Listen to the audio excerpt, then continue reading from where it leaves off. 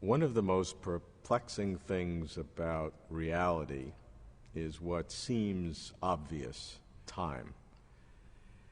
We've all wondered about it.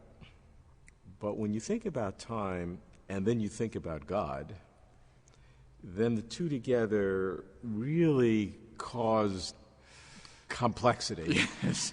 How do you deal with God and time? I remember one philosopher who said that if the philosophical importance of a topic can be judged by the amount of nonsense written about it, then the concept of time comes somewhat ahead of the concept of space and somewhat behind the concept of God. Right.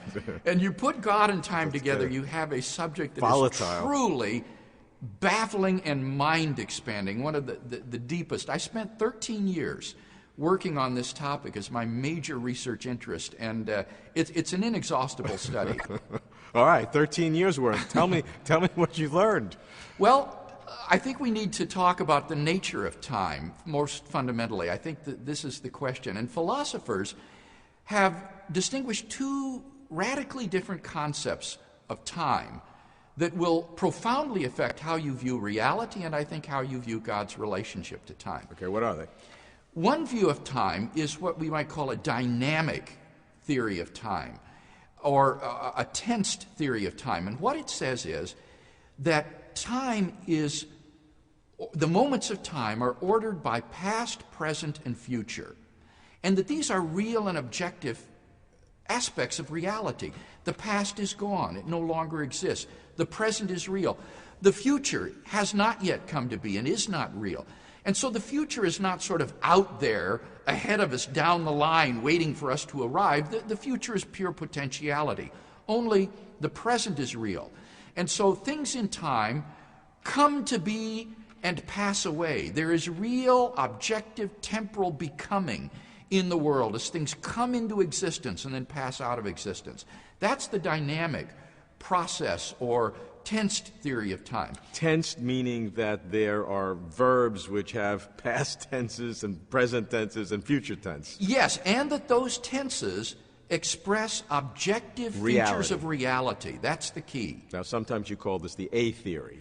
That's right. That theory. comes from the British idealist J.M.E. McTaggart, who distinguished these two theories, I think, first of all among thinkers, and called one the A theory and the B theory. All Not right. too descriptive, but a convenient So label. the A is the dynamic one. That's the one right. that I would say is the common perception. I think it is the perception of the common man. It's the common sense view. It's a little hard to discern what is the present because we're moving through the present. I don't know how long the present lasts. That's right, yes. That's a little difficult. That's but a okay. difficult question. But let's say we have the dynamic theory. Theory A, past doesn't exist, future is a potentiality.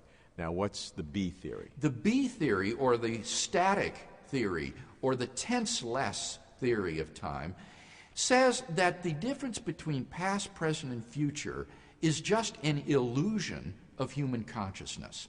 That in fact, all moments of time are equally real and existent. The future is as real as the present, is as real as the past.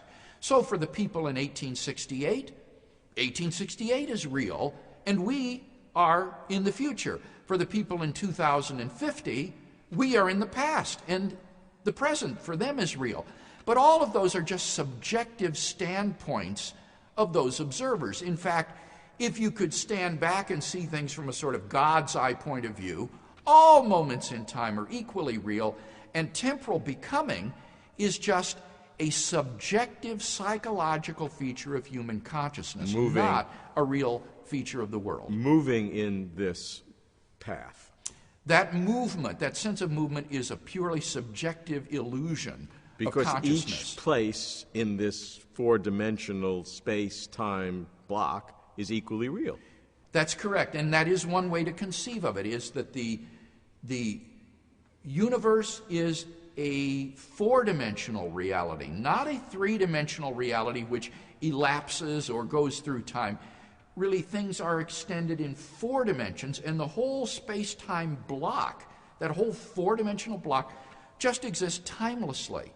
And this point of view, though very counter to the common sense view of time, is very prevalent among physicists and people in the scientific community and certain philosophers as well. Yeah, why is that? Well, I think the main reason is that thinking of reality in four-dimensional terms makes the special and general theories of relativity very easy to grasp. It's easy to make a space-time diagram on a piece of paper in which the horizontal dimension represents space and the vertical dimension represents time, and you can represent the whole process there on a diagram which depicts space-time.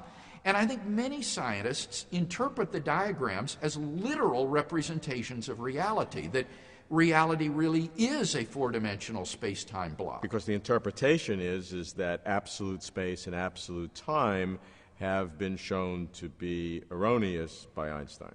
I think that that is one of the major motivations behind the adoption of this B theory or tenseless theory of time, is the belief that the A theory or tense theory is incompatible with special relativity. Now, in fact, I don't think that that is true at all. I think it's completely compatible with special relativity.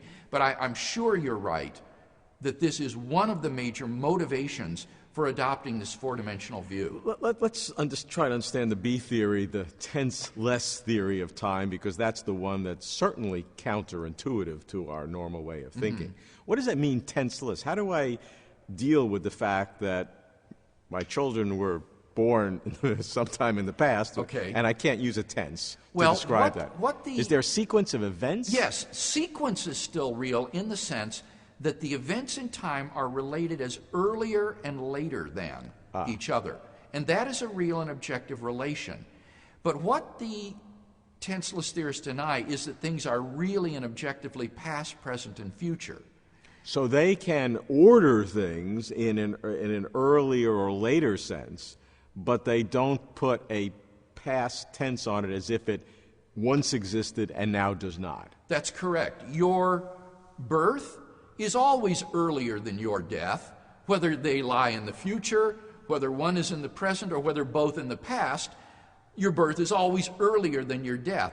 But you see here, the word earlier has been robbed of all tense. There's no sense in which that which is earlier is past. It is a relationship which is akin to the less than and greater than relationship that stands among numbers. By saying robbed, you're showing your own prejudice, yes, I think. That is an emotionally Others loaded may term. say you strip out the artificiality that a human mind has injected into it. Absolutely. That is what they would say. And that they would say that there is no mind-independent becoming or presentness of reality. So it's a radically different interpretation of the world than the common sense view.